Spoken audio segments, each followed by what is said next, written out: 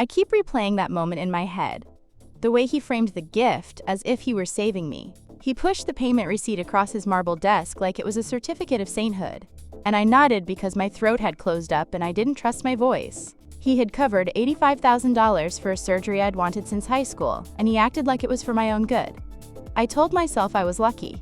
I told myself I'd finally belong in the world I worked in. But the hum under my skin never stopped. It sounded a lot like a warning. I'm 27, an executive assistant at a luxury PR firm in Los Angeles, the kind that books celeb charity galas and crisis messages brand CEOs before breakfast. My boss is the guy you've probably seen quoted about authentic storytelling in glossy magazines at the dentist's office. Everyone calls him a visionary, because he can turn a headline into a halo. And I was the girl who arrived early, left after the janitor, and learned to breathe on other people's schedules. I know how that sounds. Classic me, right? Build a life around the closest sun and pretend the heat doesn't burn. NNTHE, first time he commented on my face, it came wrapped in compliments. He said he saw potential, said cameras would love me once I stepped into my real image. He called it branding. He said it would help my confidence and my career, and that I shouldn't be so sensitive. That phrase landed like a paper cut you don't notice until you hit hand sanitizer. Tiny sting, then a blaze.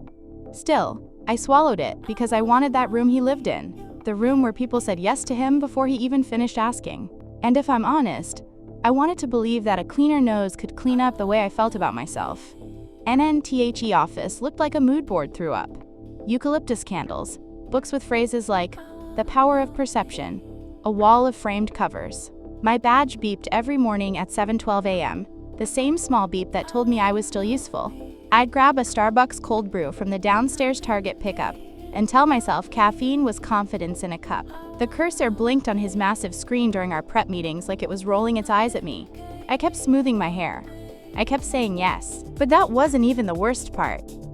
NNHE started including me in client dinners, then accidentally CCing me on threads where my name showed up next to words like polish and presentation. When I hesitated, he reminded me it was an investment in me. He liked that phrase, investment. He even sounded proud, like he'd discovered an heirloom in a dusty attic and decided to restore it. He said he was doing this for us, for the team, and I heard the subtle lock in the word us. Was I building a family or just digging my own grave? I said yes to the consult. The clinic sat in Beverly Hills with that glass and steel hush that makes you whisper, even when no one asks. Everything smelled like antiseptic and expensive hand lotion. I noticed a nurse barely older than me, moving like she belonged to the room in a way I never had. She glanced at my chart, then at me, then at the man next to me. Her smile didn't touch her eyes. I couldn't place why that landed weird, so I laughed at some useless joke, the way you do when you're trying not to feel small. The fluorescent lights buzzed overhead. I counted tiles. The clock stuttered at the 3 NNHE reminded me I was brave, which somehow sounded like permission to be scared, as long as the fear didn't slow him down. He took a call on speaker. He loved speakerphone and talked about a client's brand face while I tried not to hear the echo. He put a hand on my shoulder in a way that read as caring, until you looked at the fingers and saw ownership. My jaw clicked from clenching. I heard it in my ear like a tiny crack. I kept thinking about the line between support and control. I kept telling myself smart women make smart choices. Then he offered to drive me to the pre-op because he didn't want me to worry about Uber. It landed like an extra layer of bubble wrap, comforting and suffocating at the same time. He repeated that this was for my benefit, that I'd thank him later, that I finally had a chance to feel like I belonged where I worked. And the thing is, I wanted that belonging so badly my stomach flipped. A part of me still thought a new profile could rewrite an old story, and I signed the forms. The pen scratched louder than it should have. The clinic camera caught a slice of me, in, out, like a security timestamp. If I had paused right then, maybe I would have asked why the nurse's badge said a last name I recognized from my boss's holiday photos. Maybe I would have seen the trap door under the gift wrap, but I didn't. I smiled for the clipboard. I told myself everything was fine. It wasn't. And the worst part hadn't even happened yet. The morning of the surgery, the city looked too calm, like it didn't know what was coming. My Uber driver kept the radio low, and all I could hear was my own heartbeat syncing with every red light. The clinic lobby smelled like mint and money. Cool air, polished marble floors, a receptionist with lashes so long they looked engineered. My boss had insisted on handling all the logistics. which meant I just had to show up and surrender control. That should have been comforting. It wasn't then. It took my phone when I signed in, said it was standard procedure. I remember staring at the locker door after it clicked shut, feeling like a piece of me was sealed inside. My boss showed up in a suit, because of course he did. He called it support, but it felt like surveillance. Every nurse's head turned when he entered. He loved that. He introduced himself to everyone like this was a PR shoot, not a medical procedure. "We're doing something special today," he said to the surgeon, who laughed the way people laugh when the person paying them makes a joke that isn't funny. NNHE told the staff he was investing in his team's confidence. I heard it through the haze of pre-op nerves, like I was underwater. The nurse, his niece, though I didn't know it yet, adjusted the IV line with these small, efficient movements. She didn't say much, just watched me with this calm, almost pitying look. I couldn't read her then. Later, I'd wish I had, right before I went under, he leaned close enough that I could smell his cologne. Tom Ford, the kind that costs rent money. He said, "You're gonna thank me for this." That line stuck like a splinter under my skin. The last thing I saw before the anesthesia hit was the nurse lifting a phone slightly, pretending to check something. The red recording light blinked for a second. Then everything went dark. When I woke up, the first thing I noticed wasn't the pain. It was the silence, a kind of sterile quiet, broken only by the soft hum of a monitor. My face felt heavy, wrapped in gauze, every breath slow and thick. The nurse was sitting in the corner, scrolling through something on her tablet. She looked up, gave me that same small smile, the one that never reached her eyes. And I tried to ask what time it was, but my throat was raw. She stood, adjusted the curtain, and said I'd done great. Then she added, almost casually, "He's really proud of you." It sounded off. Proud, like I was a project he'd completed. I didn't reply. I couldn't. My mouth was too dry and my chest too tight. When I finally reached for my phone, she said it wasn't ready yet, that he'd taken care of post-op documentation. Something about her tone made my stomach drop. I asked what she meant, and she just said, "It's all part of the company feature." Company feature. I must have misheard. I drifted in and out of sleep, thinking I'd dreamt that phrase. A few hours later, I woke up again, and she wasn't pretending anymore. She was editing a video. Sound on low, her earbuds in, but the screen wasn't small enough for me not to see it. There he was, standing next to the surgeon, grinning that PR perfect smile. My boss, my mentor, saying, "My employees are a reflection of my leadership. When they look good, I know I'm doing something right." And then, like the punchline of some twisted commercial, he brushed his hand along my cheek, still unconscious, and added, "Now she's worth every dollar." And I froze. Even through the swelling, I could feel my pulse in my ears.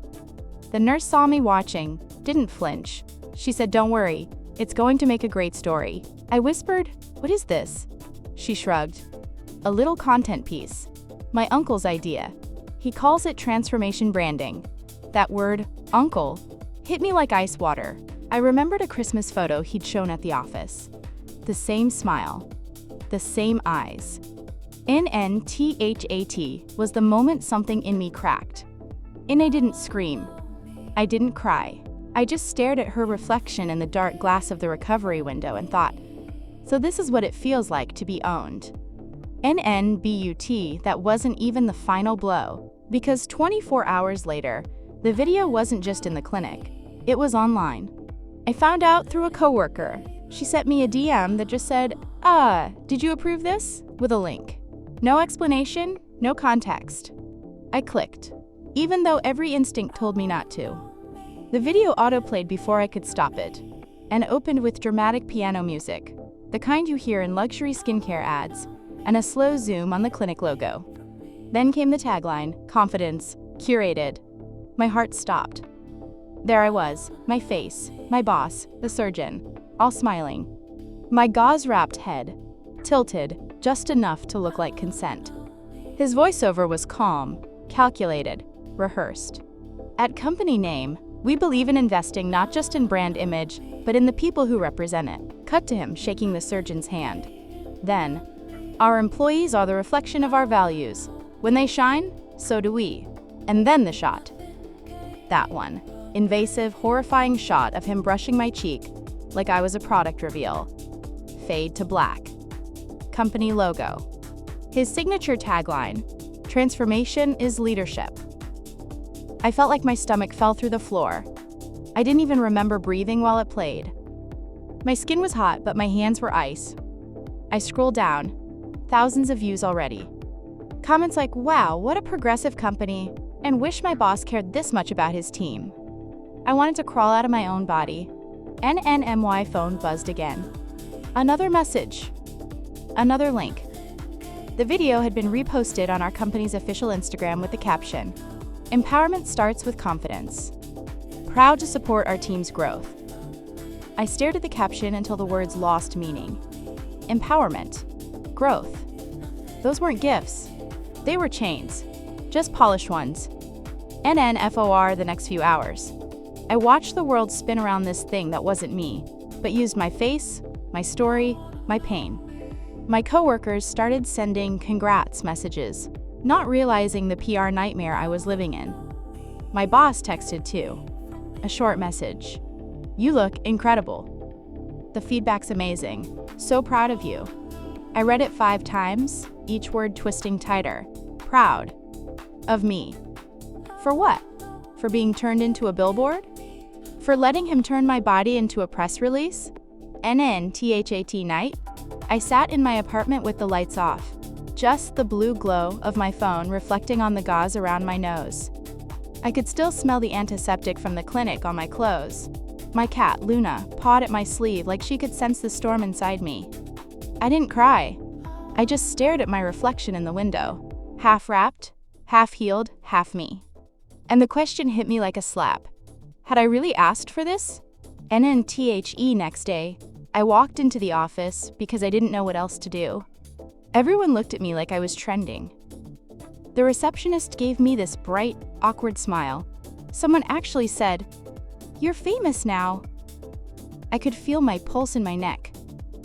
My boss walked out of his glass office, beaming, holding his phone up like a trophy. "The engagement's insane," he said, not even noticing how I was shaking. "We should talk about next steps." Next steps. Like I was a campaign, like my face wasn't still swollen. I told him I hadn't agreed to be filmed. He smiled, leaned in and said, "You signed the release form, remember?" I hadn't. He'd slipped extra pages into the clinic paperwork, under the anesthesia waiver. I didn't even read them. My stomach turned. NNHE told me not to be emotional, that this was good for my image, that he'd made me visible. I remember gripping the edge of my desk so hard my nails bent backward. He ended it with, "You'll thank me one day." That was his favorite line. And I left before I could throw up. Outside, the air tasted metallic, like rain on concrete. I sat in my car, staring at my own reflection in the rearview mirror. I didn't recognize the woman looking back. She looked polished, marketable, owned. That's when I decided. If he wanted to play the image game, fine. I'd show him what truth looked like when it went viral. The funny thing about working in PR is that you start to believe the same tricks you sell. You start to think you can control the story as long as you manage the timing, the tone, the optics. But the moment I saw my own face on that video, I realized something terrifying. He didn't just steal my image, he stole my narrative. And I wasn't going to let him write the ending. NNTHAT night. I didn't sleep. I opened my laptop, still swollen, still bruised, and went full detective mode. I went through every company file, every Slack thread, every shared drive folder. I found a hidden folder titled Human Branding Initiative. It sounded fake, like something out of a dystopian TED Talk. But it was real. Inside were internal presentations about visual synergy between employees and leadership. There were mock-ups of my before and after photos labeled Phase 1, Brand Alignment NNMY Chest Tightened. There were more names, other women, other alignments. Different faces, different departments. None of them knew. At 2:17 a.m., I drafted an email to HR, then deleted it. HR was him. HR was always him. I stared at the blinking cursor and thought about that nurse. His niece. The one who said, "It's going to make a great story." I realized she wasn't bluffing. This was a family operation. That's when I stopped thinking like an employee and started thinking like a strategist. He'd built his empire on perception, controlling what people saw and believed. I didn't have his money or power, but I had something better. Receipts. Digital ones. And then I reached out to a journalist I'd met months before at an industry event, someone who specialized in ethical branding scandals. Her name was Sophie. I remembered how she'd joked about how there's always a video when rich men fall. I sent her a message that just said, "What if the video's already viral?" She replied within 5 minutes. NNBY morning, she was calling me. Her voice was calm, clinical, but I could hear the quiet fire underneath. She said, "Don't worry about the story, just give me the truth." I sent her everything. The internal folder, the Slack screenshots, even the text where he told me not to be emotional. I attached a photo of my face post-surgery. I wrote, "He said he was investing in me. This is what that investment looks like." And I sat on the edge of my bed, shaking. My gauze had started to itch. The smell of antiseptic still clung to my pillowcase. Luna meowed, curling up beside me like she was trying to ground me. For the first time, I didn't feel powerless. I felt dangerous. NNTWO days later, Sophie called again. "It's going up tonight," she said. "We verified everything. Brace yourself." And I braced. NNTHE article dropped at 8:42 p.m. Headline: When image becomes ownership, inside the PR empire that branded its own employees. It was everywhere within an hour. Twitter, LinkedIn, Reddit threads dissecting every sentence. People were outraged. Some didn't believe it, others called me brave. A few said I'd betrayed the company. But the truth was out. NNBY midnight, the company's statement hit. "We stand for integrity and mutual respect. Our CEO will be taking a temporary leave to reflect." Reflect. Corporate speak for, "We're trying to keep investors from fleeing." NMY phone buzzed nonstop. I didn't answer most of it. Then his name lit up the screen. For a moment, I thought about ignoring it, but something in me wanted to hear his voice break. NNHE said, "You don't understand what you've done. I was protecting you." There it was again.